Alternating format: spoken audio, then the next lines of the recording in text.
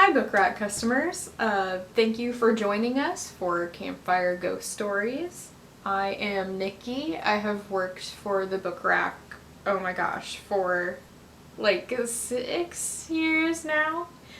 I am a lover of a good ghost story, and when you're doing virtual story times, you have to choose stories that are in the public domain.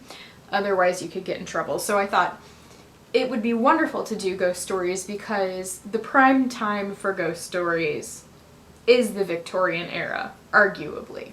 And all of those stories are in the public domain. So we're going to be visiting some classics, some you may know very well, some you may never have heard of. In fact, I can pretty much guarantee you will probably be reading some that you have not heard of. I wanted to do this because I think we're all missing a good gathering, and one of the things I miss about summer is having a fire and just sitting around and talking.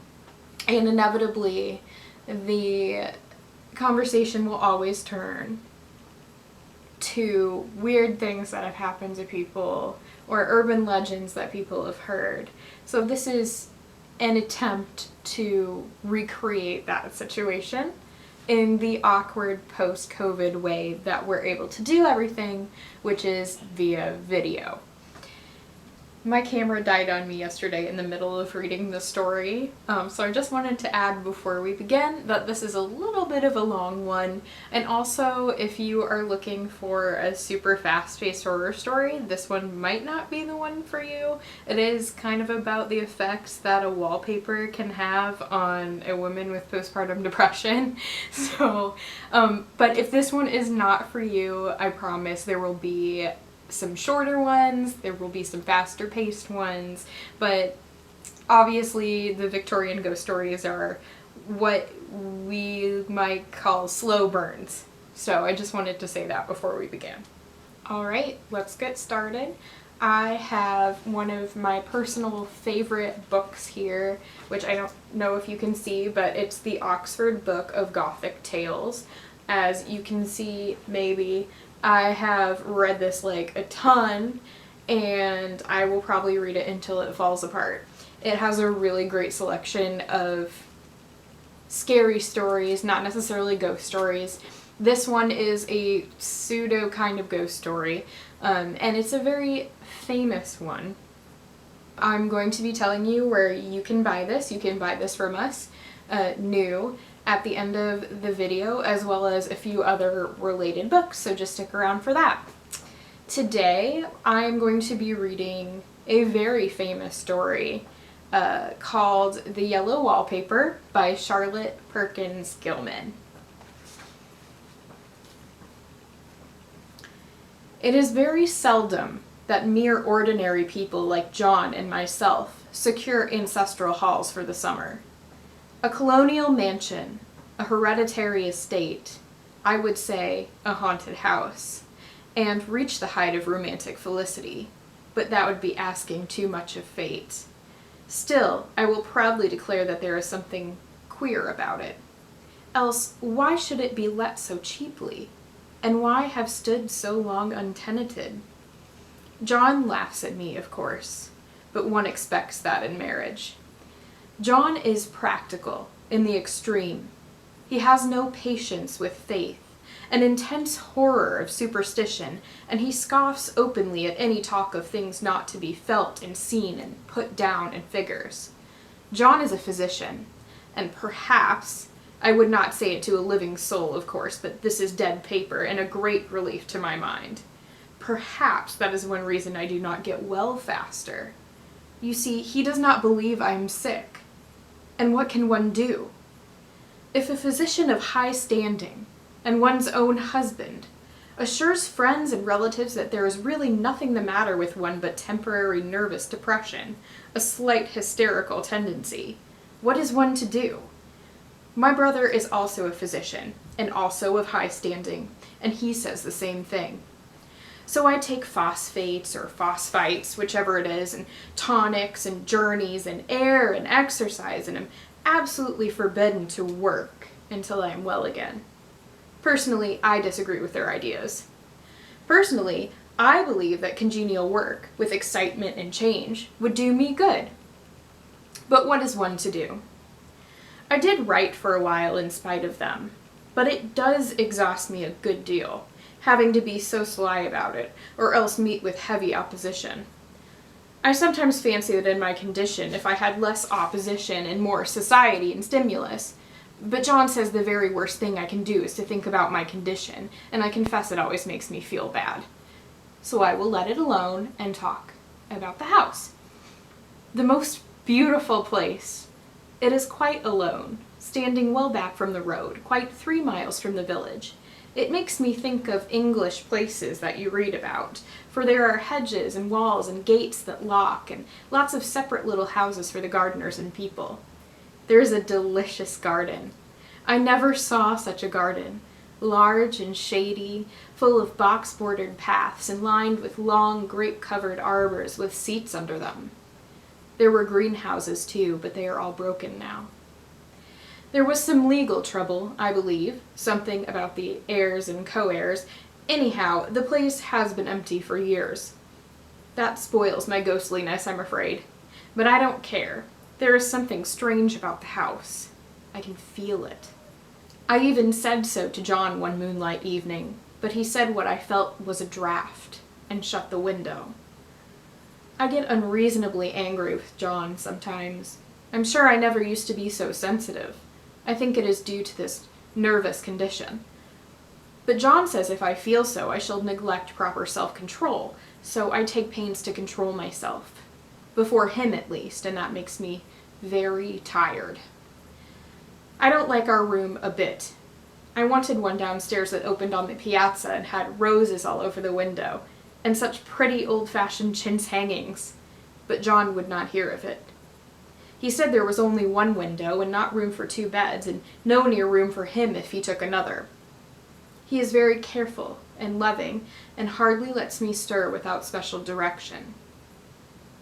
I have a schedule of prescription for each hour in the day. He takes all care for me, and so I feel basely ungrateful not to value it more. He said we came here solely on my account, that I was to have perfect rest and all the air I could get. Your exercise depends on your strength, my dear, said he, and your food somewhat on your appetite, but air you can absorb all the time. So we took the nursery at the top of the house. It is a big, airy room, the whole floor nearly, with windows that look all ways, and air and sunshine galore. It was nursery first, and then playroom and gymnasium, I should judge, for the windows are barred for little children, and there are rings and things in the walls. The paint and paper look as if a boys' school had used it. It is stripped off, the paper, in great patches all around the head of my bed, about as far as I can reach, and in a great place on the other side of the room low down. I never saw a worse paper in my life. One of those sprawling, flamboyant patterns committing every artistic sin. It is dull enough to confuse the eye in following, pronounced enough to constantly irritate and provoke study, and when you follow the lame, uncertain curves for a little distance, they suddenly commit suicide, plunge off at outrageous angles, destroy themselves in unheard-of contradictions. The color is repellent, almost revolting, a smoldering, unclean yellow, strangely faded by the slow-turning sunlight. It is a dull, yet lurid orange in some places, a sickly sulphur tint in others. No wonder the children hated it. I should hate it myself if I had to live in this room long. There comes John, and I must put this away. He hates to have me write a word. We have been here 2 weeks, and I haven't felt like writing before since that first day.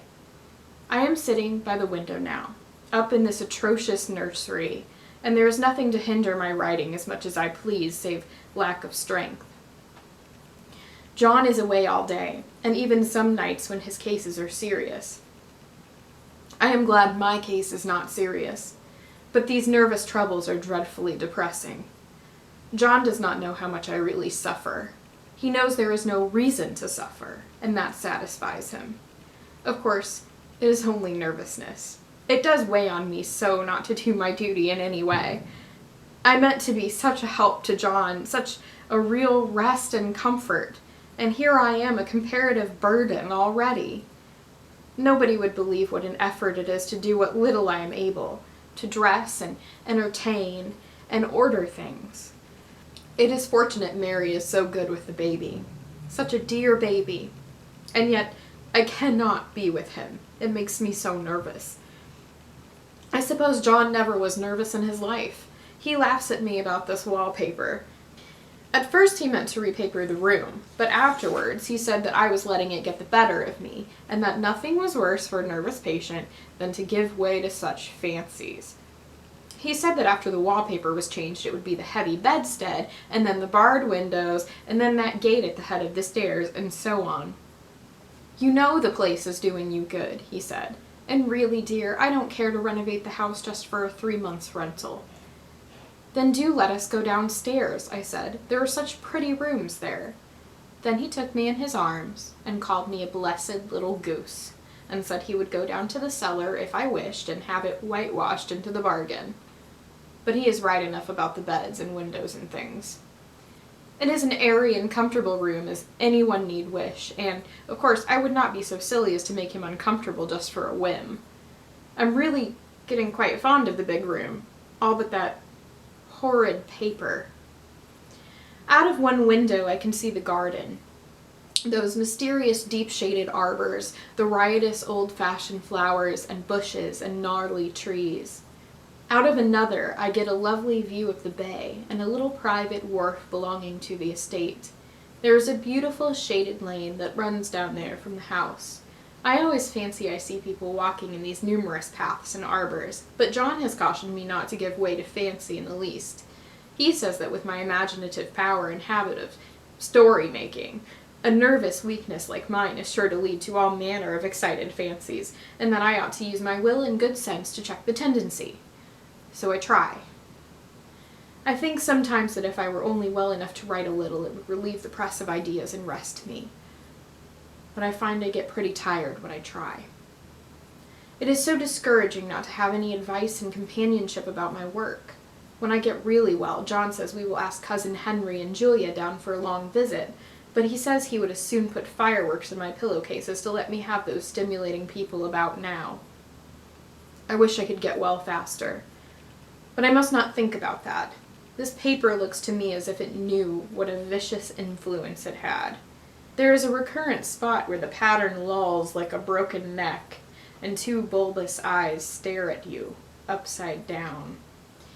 I get positively angry with the impertinence of it and the everlastingness. Up and down and sideways they crawl, and those absurd, unblinking eyes are everywhere. There is one place where 2 breadths didn't match, and the eyes go all up and down the line, one a little higher than the other. I never saw so much expression in an animate thing before, and we all know how much expression they have. I used to lie awake as a child and get more entertainment and terror out of blank walls and plain furniture than most children can find in a toy store. I remember what a kindly wink the knobs of our big old bureau used to have. And there was one chair that always seemed like a strong friend. I used to feel that if any of the other things looked too fierce, I could always hop into that chair and be safe. The furniture in this room is no worse than inharmonious, however, for we had to bring it all from downstairs. I suppose when this was used as a playroom they had to take the nursery things out, and no wonder. I never saw such ravages as the children have made here. The wallpaper, as I said before, is torn off in spots, and it sticketh closer than a brother. They must have had perseverance as well as hatred. Then the floor is scratched and gouged and splintered. The plaster itself is dug out here and there, and this great heavy bed, which is all we found in the room, looks as if it had been through the wars. But I don't mind it a bit. Only the paper. There comes John's sister. Such a dear girl as she is, and so careful of me. I must not let her find me writing. She's a perfect and enthusiastic housekeeper, and hopes for no better profession. I verily believe she thinks it is the writing which made me sick. But I can write when she is out. and see her a long way off from these windows. There is one that commands the road, a lovely shaded, winding road, and one that just looks off over the country. A lovely country, too, full of great elms and velvet meadows. This wallpaper has a kind of sub-pattern in a different shade, a particularly irritating one, for you can only see it in certain lights, and not clearly then. But in the places where it isn't faded and where the sun is just so, I can see a strange, provoking, formless sort of figure that seems to skulk about behind that silly and conspicuous front design. There's Sister on the stairs. Well, the 4th of July is over. The people are all gone and I'm tired out. John thought it might do me good to see a little company, so we just had Mother and Nellie and the children down for a week. Of course, I didn't do a thing. Jenny sees to everything now. But it tired me all the same. John says if I don't pick up faster, he shall send me to Weir Mitchell in the fall. But I don't want to go there at all. I had a friend who was in his hands once, and she says he is just like John and my brother, only more so. Besides, it is such an undertaking to go so far. I don't feel as if it was worthwhile to turn my hand over for anything, and I'm getting dreadfully fretful and querulous. I cry at nothing, and cry most of the time. Of course, I don't when John is here, or anybody else, but when I am alone. And I am alone a good deal just now. John is kept in town very often by serious cases, and Jenny is good and lets me alone when I want her to. So I walk a little in the garden or down that lovely lane, sit on the porch under the roses, and lie down up here a good deal. I'm getting really fond of the room in spite of the wallpaper. Perhaps because of the wallpaper. It dwells in my mind so. I lie here on this great immovable bed. It is nailed down, I believe, and follow that pattern about by the hour. It is as good as gymnastics, I assure you. I start, we'll say, at the bottom, down in the corner over there, where it has not been touched, and I determine for the 1000th time that I will follow that pointless pattern to some sort of a conclusion. I know a little of the principle of design, and I know this thing was not arranged on any laws of radiation, or alternation, or repetition, or symmetry, or anything else that I ever heard of. It is repeated, of course, by the breadths, but not otherwise. Looked at in one way, each breadth stands alone, the bloated curves and flourishes, a kind of debased Romanesque, with delirium tremens, go waddling up and down in isolated columns of fatuity. But on the other hand, they connect diagonally, and the sprawling outlines run off in great slanting waves of optic horror, like a lot of wallowing seaweeds in full chase. The whole thing goes horizontally, too. At least it seems so, and I exhaust myself in trying to distinguish the order of its going in that direction. They have used a horizontal breadth for a frieze, and that adds wonderfully to the confusion. There is one end of the room where it is almost intact, and there, when the cross-lights fade and the low sun shines directly upon it, I can almost fancy radiation after all. The interminable grotesques seem to form around a common center and rush off in headlong plunges of equal distraction. It makes me tired to follow it. I will take a nap, I guess. I don't know why I should write this. I don't want to. I don't feel able. And I know John would think it absurd, but I must say what I feel and think in some way. It is such a relief. But the effort is getting to be greater than the relief. Half the time now I'm awfully lazy and lie down ever so much. John says I mustn't lose my strength and has me take cod liver oil and lots of tonics and things, to say nothing of ale and wine and rare meat. Dear John, he loves me very dearly and hates to have me sick. I tried to have a real earnest, reasonable talk with him the other day and tell him how I wish he would let me go and make a visit to Cousin Henry and Julia. But he said I wasn't able to go, nor able to stand it after I got there, and I did not make out a very good case for myself, for I was crying before I had finished. It is getting to be a great effort for me to think straight. just this nervous weakness, I suppose. And dear John gathered me up in his arms and just carried me upstairs and laid me on the bed and sat by me and read to me till it tired my head.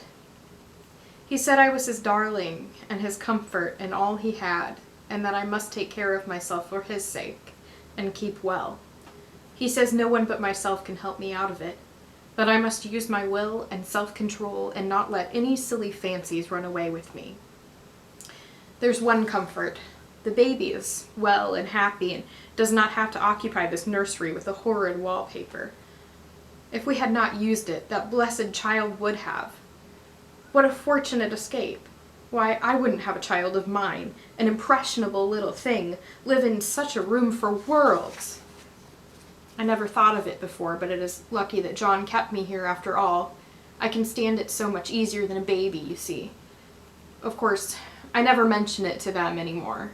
I'm too wise, but I keep watch of it all the same. There are things in that paper that nobody knows but me, or ever will. Behind that outside pattern, the dim shapes get clearer every day. It is always the same shape, only very numerous, and it is like a woman stooping down and creeping about behind that pattern. I don't like it a bit. I wonder, I begin to think, I wish John would take me away from here. It is so hard to talk with John about my case because he is so wise and because he loves me so. But I tried it last night. It was moonlight. The moon shines in all around just as the sun does. I hate to see it sometimes. It creeps so slowly and always comes in by one window or another. John was asleep and I hated to waken him, so I kept still and watched the moonlight on that undulating wallpaper till I felt creepy. The faint figure behind seemed to shake the pattern just as if she wanted to get out. I got up softly and went to feel and see if the paper did move, and when I came back, John was awake. "What is it, little girl?" he said. "Don't go walking about like that. You'll get cold." I thought it was a good time to talk, so I told him that I really was not gaining here, and that I wished he would take me away. "Why, darling," said he, "our lease will be up in 3 weeks, and I can't see how to leave before. The repairs are not done at home, and I cannot possibly leave town just now. Of course, if you were in any danger, I could and would, but you really are better, dear, whether you can see it or not. I am a doctor, dear, and I know. You are gaining flesh and color, your appetite is better. I feel really much easier about you." "I don't weigh a bit more," said I, "nor as much, and my appetite may be better in the evening when you are here, but it is worse in the morning when you are away." "Bless her little heart," said he with a big hug. "She shall be as sick as she pleases. But now let's improve the shining hours by going to sleep and talk about it in the morning." "And you won't go away?" I asked gloomily. "Why, how can I, dear? It is only 3 weeks more, and then we will take a nice little trip of a few days while Jenny is getting the house ready. Really, dear, you are better." "Better in body, perhaps," I began, and stopped short, for he sat up straight and looked at me with such a stern, reproachful look that I could not say another word. "My darling," said he, "I beg of you, for my sake and for our child's sake, as well as for your own, that you will never for one instant let that idea enter your mind. There is nothing so dangerous, so fascinating to a temperament like yours. It is a false and foolish fancy. Can you not trust me as a physician when I tell you so?" So of course I said no more on that score, and we went to sleep before long. He thought I was asleep first, but I wasn't, and lay there for hours trying to decide whether that front pattern and the back pattern really did move together or separately. On a pattern like this, by daylight, there is a lack of sequence, a defiance of law, that is a constant irritant to a normal mind. The color is hideous enough, and unreliable enough, and infuriating enough, but the pattern is torturing. You think you have mastered it, but just as you get well underway in following, it turns a back somersault, and there you are. It slaps you in the face, knocks you down, and tramples upon you. It is like a bad dream. The outside pattern is a florid arabesque, reminding one of a fungus. If you can imagine a toadstool in joints, an interminable string of toadstools, budding and sprouting in endless convolutions. Why, that is something like it. That is, sometimes. There is one marked peculiarity about this paper, a thing nobody seems to notice but myself, and that is that it changes as the light changes. When the sun shoots in through the east window, I always watch for that first long, straight ray. It changes so quickly that I never can quite believe it. That is why I watch it, always. By moonlight, the moon shines in all night when there is a moon. I wouldn't know it was the same paper. At night, in any kind of light, in twilight, candlelight, lamplight, and worst of all, by moonlight, it becomes bars. The outside pattern, I mean, and the woman behind it is as plain as can be. I didn't realize for a long time what the thing was that showed behind, that dim sub-pattern, but now I am quite sure. It is a woman. By daylight, she is subdued, quiet. I fancy it is the pattern that keeps her so still. It is so puzzling. It keeps me quiet by the hour. I lie down ever so much now. John says it is good for me, and to sleep all I can. Indeed, he started the habit by making me lie down for an hour after each meal. It is a very bad habit, I am convinced, for you see, I don't sleep. And that cultivates deceit, for I don't tell them I'm awake. Oh no. The fact is, I am getting a little afraid of John. He seems very queer sometimes, and even Jenny has an inexplicable look. It strikes me occasionally, just as a scientific hypothesis, that perhaps it's the paper. I have watched John when he did not know I was looking, and come into the room suddenly on the most innocent excuses, and I've caught him several times looking at the paper. And Jenny, too. I caught Jenny with her hand on it once. She didn't know I was in the room, and when I asked her in a very quiet voice, with the most restrained manner possible, what she was doing with the paper, she turned around as if she had been caught stealing and looked quite angry, asked me why I should frighten her so. Then she said that the paper stained everything it touched, that she had found yellow smooches on all my clothes and John's, and she wished we would be more careful. Did not that sound innocent? But I know she was studying that pattern, and I am determined that nobody shall find it out but myself. Life is very much more exciting now than it used to be. You see, I have something more to expect, to look forward to watch. I really do eat better, and am more quiet than I was. John is so pleased to see me improve. He laughed a little the other day and said I seemed to be flourishing in spite of my wallpaper. I turned it off with a laugh. I had no intention of telling him it was because of the wallpaper. He would make fun of me. He might even want to take me away. I don't want to leave now until I've found it out.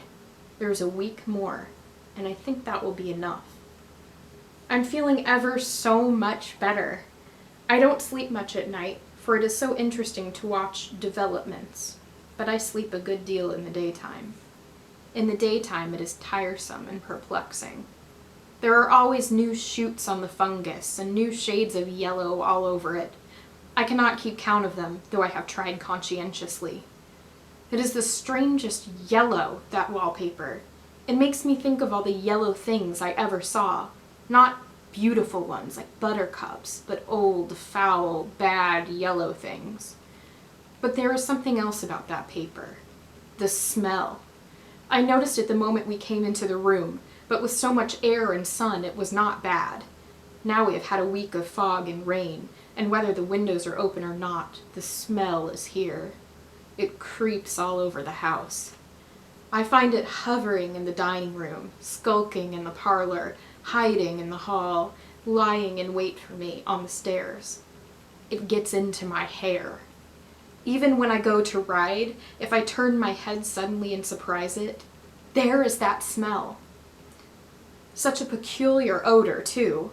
I've spent hours in trying to analyze it to find what it smelled like. It is not bad. At first, and very gentle, but quite the subtlest, most enduring odor I ever met. In this damp weather, it is awful. I wake up in the night and find it hanging over me. It used to disturb me at first. I thought seriously of burning the house to reach the smell, but now I am used to it. The only thing I can think of that it is like is the color of the paper, a yellow smell. There is a very funny mark on this wall, low down, near the mopboard, a streak that runs round the room. It goes behind every piece of furniture except the bed, a long, straight, even smooch, as if it had been rubbed over and over. I wonder how it was done, and who did it, and what they did it for. Round and round and round, round and round and round. It makes me dizzy. I really have discovered something at last. Through watching so much at night when it changes so, I have finally found out. The front pattern does move. And no wonder. The woman behind shakes it. Sometimes I think there are a great many women behind, and sometimes only one, and she crawls around fast and her crawling shakes it all over. Then in the very bright spots she keeps still, and in the very shady spots she just takes hold of the bars and shakes them hard. And she is all the time trying to climb through. But nobody could climb through that pattern. It strangles so. I think that is why it has so many heads. They get through, and then the pattern strangles them off and turns them upside down and makes their eyes white. If those heads were covered or taken off, it would not be half so bad. I think that woman gets out in the daytime, and I'll tell you why. Privately, I've seen her. I can see her out of every one of my windows. It is the same woman, I know, for she is always creeping, and most women do not creep by daylight. I see her on that long road under the trees creeping along, and when a carriage comes she hides under the blackberry vines. I don't blame her a bit. It must be very humiliating to be caught creeping by daylight. I always lock the door when I creep by daylight. I can't do it at night, for I know John would suspect something at once. And John is so queer now that I don't want to irritate him. I wish he would take another room. Besides, I don't want anybody to get that woman out at night but myself. I often wonder if I could see her out of all the windows at once. But turn as fast as I can only see out of one at a time. And though I always see her, she may be able to creep faster than I can turn. I have watched her sometimes away off in the open country, creeping as fast as a cloud shadow in a high wind. If only that top pattern could be gotten off from the under one. I mean to try it, little by little. I have found out another funny thing, but I shan't tell it this time. It does not do to trust people too much. There are only 2 more days to get this paper off, and I believe John is beginning to notice. I don't like the look in his eyes. And I heard him ask Jenny a lot of professional questions about me. She had a very good report to give. She said I slept a good deal in the daytime. John knows I don't sleep very well at night, for all I'm so quiet. He asked me all sorts of questions too, and pretended to be very loving and kind, as if I couldn't see through him. Still, I don't wonder he acts so, sleeping under this paper for 3 months. It only interests me, but I feel sure John and Jenny are secretly affected by it. Hurrah! This is the last day, but it is enough. John to stay in town overnight and won't be out until this evening. Jenny wanted to sleep with me, the sly thing, but I told her I should undoubtedly rest better for a night all alone. That was clever, for really I wasn't alone a bit. As soon as it was moonlight and that poor thing began to crawl and shake the pattern, I got up and ran to help her. I pulled and she shook, I shook and she pulled, and before morning we had peeled off yards of that paper. A strip about as high as my head and half around the room. And then when the sun came and that awful pattern began to laugh at me, I declared I would finish it today. We go away tomorrow, and they are moving all my furniture down again and leave things as they were before. Jenny looked at the wall in amazement, but I told her merrily that I did it out of pure spite at the vicious thing. She laughed and said she wouldn't mind doing it herself, but I must not get tired. How she betrayed herself that time. But I am here, and no person touches this paper but me. Not alive. She tried to get me out of the room. It was too patent. But I said it was so quiet and empty and clean now that I believed I would lie down again and sleep all I could, and not to wake me even for dinner. I would call when I woke. So now she's gone, and the servants are gone, and the things are gone, and there is nothing left but that great bedstead nailed down with the canvas mattress we found on it. We shall sleep downstairs tonight and take the boat home tomorrow. I quite enjoy the room. Now it is bare again. How those children did tear about here. This bedstead is fairly gnawed, but I must get to work. I have locked the door and thrown the key down into the front path.